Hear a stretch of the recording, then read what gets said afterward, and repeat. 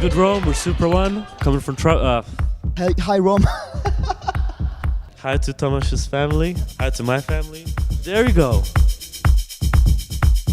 I don't come from a musical family. I actually come from a sports family. My mother and my dad always wanted me to be a basketball player, but that didn't work out.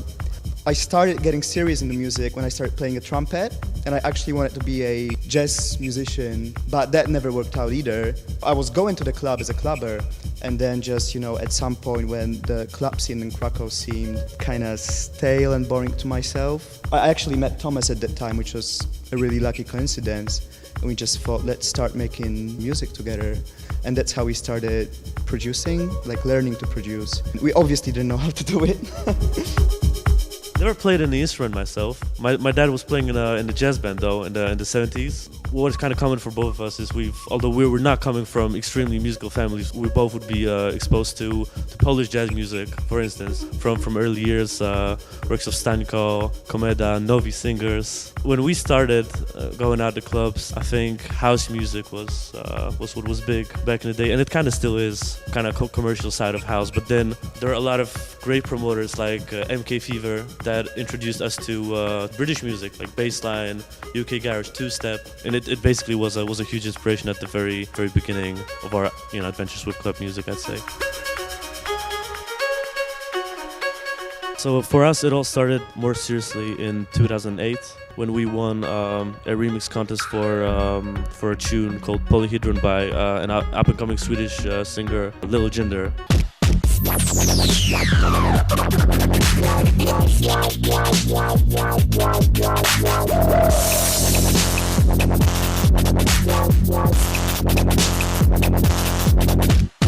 That contest happened to be held by Treble and Bass, and shortly after that, the tune kind of blew up, and we met with them. They were like, "Hey, do you guys want to remix another tune?" So we did another one for this guy Blackfinger, who was a bassline artist from England. Right now, we're working on another EP that's going to drop on Treble and Bass shortly. Just started working on some ideas a couple of days ago. Deeper, more organic sounding production. Yeah, that's what it is. I'd say now we're really under the influence of booze and Detroit artists, I'd say. What would you say? Personally, if I were just, to speak for myself, even though there's a lot of producers that I respect a lot, if you produce music and make music, you always take all those influences in. There's no way what I wanted to say is, if I had a role model, there's probably just one guy. He's not even he's a totally different kind of a music. He's not even an electronic. I'm not gonna say his name, but anyway. Yeah, like Thomas said, probably our future productions and the stuff that we want to make will be a little bit more slower tempo and maybe a little bit more Detroit influenced, melodic, harmonic, like singing kind of a vibe going on. To be honest, we're still in search of that, like what exactly Supra One is. It sounds like one person because we really know each other pretty well musically. We sit together. So I'll start, doing something at the keyboard, and Thomas will be sitting in a chair and, whoa, stop there. And if I were on my own, I would probably not stop there, but because Thomas is there, it's like, okay, let's keep that thing going. Step-by-step process, and each step is initiated by, me or Thomas, so it kind of goes like a ping-pong match in a way.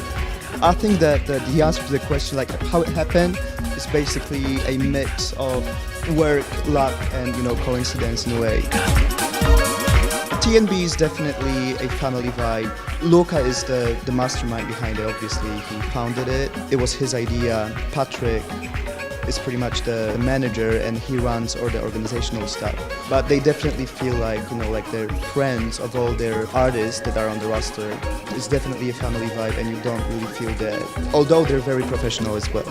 So I guess it's probably the best that can happen to you.